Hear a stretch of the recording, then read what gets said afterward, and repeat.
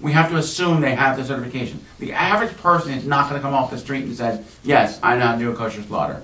Because one, it can be watched. So it's not a problem. It's not something that can be justifiably done in secret.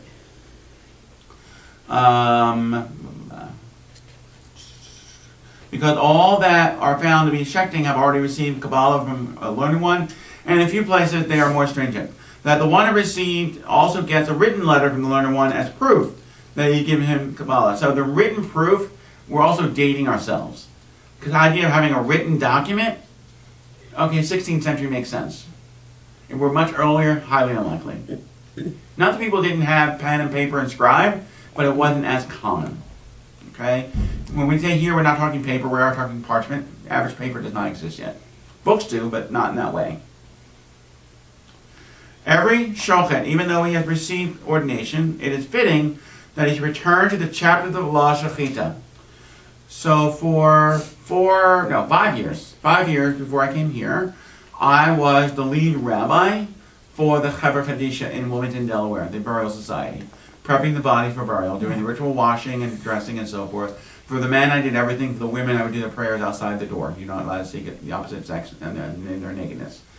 And I studied it, and then every 6 months, I had to go back and look at it again just to make sure I wasn't forgetting anything or something like that. I take great pride in my rabbinate that I'm constantly taking classes. You don't stop. Like lawyers, like doctors, and so forth. In fact, we now have a continuing education requirement. It's a joke at the moment, but it will get stronger over time. It's 2 hours a year, please. Okay? And right now, it's part 1 is we have to read the ethics code and sign off that we know what our ethics are. Don't sleep with congregants. Don't steal money. It doesn't say it that way, but we get the idea. Okay. But you go to nice places. Go to nice places? For these 2 hours. Yeah, right. So, in full disclosure, I didn't, but in full disclosure, this past weekend was the annual Exotic Expo in Edison. I always see the billboards on that. Turnpike always joke. And funny thing, normally we're out of town this week. Mm-hmm. I'm not. And so I turned to Samantha and said, let's go. First of all, it's expensive, so we didn't go. It's $70 a person now. But then I said, the problem is not that going. I'd be so afraid running into a congregant. Yeah. Yes. I'm like, no, I really don't want to do this. And again, we were joking around. Is that a violation of my ethics if I go to that? The answer is no. But why would I want to put myself in a situation where either I'm demeaning to women or whatever you want to call it? So I'm like, no, it's not going to happen. Okay. I'm also not going to take the confirmation class or a strip club. It's like when we were first married. I knew you were going to say that. We were first married, and so we had neighbors. And they decided to go up on Route 9 in Sayville to the adult movie. Okay. We went. Did you learn anything? My mind is... I did. See? I'm looking at education. Oh, yeah. So, and we were teaching in that area. Right. And I was afraid I would bump in to some parents. I totally get that. No. We did. We did? We did. He lived in Lakewood, not in Lakeridge. Sure, He where used you to say stayed? Playboy After Dark, the kid that I had. Playboy. This is his name, first grade. Anyway, it'll come to me. But it was So very the answer is, embarrassing. right, and Very as embarrassing. teachers, you also have certain ethical guidelines. And community standards, if you will. Sometimes written, sometimes understood. Yeah, but Susan wasn't involved when I was in elementary school. We got an hour for lunch. Okay. When you were teaching elementary school. When I was teaching Yeah. elementary school, and we went out to lunch to the Circle Inn, which was right near Bethel. Okay. It was a dancing place. Oh, I heard that. Yeah, It's girly more than- dancing place. more than We just- ate lunch, You got a and we show? went back to school to teach. Today, you could be Right. out of work. Yeah, but look at teachers in rural America in the 1800s. They could not be dating unless they were being courted. There were clearly They could community not be married. standards. They came married. They were spinsters. Right. So, well. So anyway, so the point here is, again, is that we're making the presumption that they have the skills and so forth, but then we want to know that the skills are really there. And so they return the chapter laws of Shechita, that the laws of Shechita should live in his mouth and his heart, that he will not forget them. In other words, constantly relearn, reaffirm, make sure you know. The first continuing professional education. Exactly. And I love this piece. And so just so you understand, I'm a part of a cohort, my Florida group. Minimum, we have 50 hours of education a year, our group, because it's important to us. And we make sure we do it. So it's the same concept. And like in the laws of Shechita, and one that comes to the Shet, thus is the ruling the laws of B'dikahat Re'ah, checking the lungs for disqualifying sickness, and one that comes to check the lungs. And their Shechita and Bachita rules are custom are equal in all this. And it's fitting for a Jewish court to investigate, and the Bodchim, checkers of disqualifying sickness, and Shochim, kosher slaughterers. In other words, they check, and then they have a cross-check. So think about in your world of finance that you authorize and say these books are clean, and yet you still have to get a second party to validate your conclusion. It's the same concept. Now, in today's world, the checking of the lungs is a little bit tricky.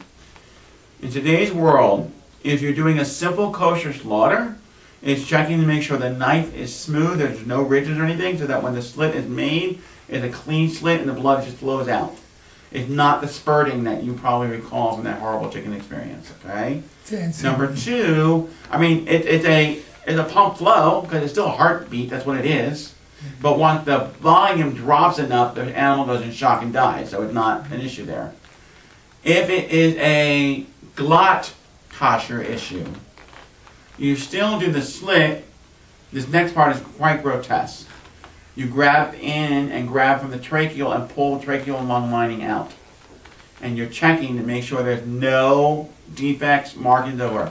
That process is the glot piece. Now, you don't have to do it instantaneously like that, and they don't always do that. They wait till the blood is out, the animal has died, and then they check. It's not going to change the quality one way or the other. And clearly the latter is less intrusive to a dying animal.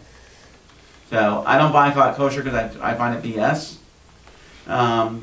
We purposely, well, for a lot of reasons, but we're flying United to Israel and Germany in March when we go visit Joe and my sister-in-law.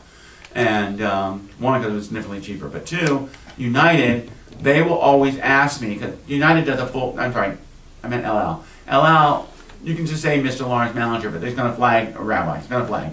So they will call me and say, you want the Glock kosher meal? I'm like, no, your kosher meal is already salty enough, right? Which is their normal. And I wish they would offer Glatt tray, I'm joking, but they don't.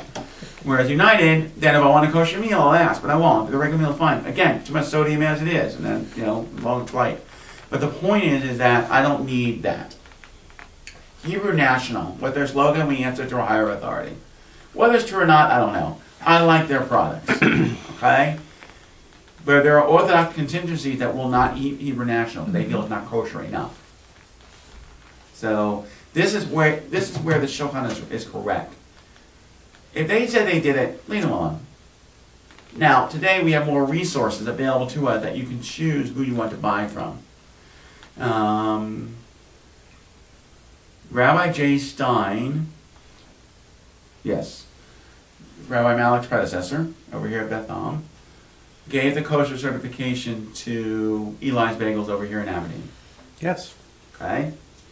There's nothing in there which is not true. They sell pork products.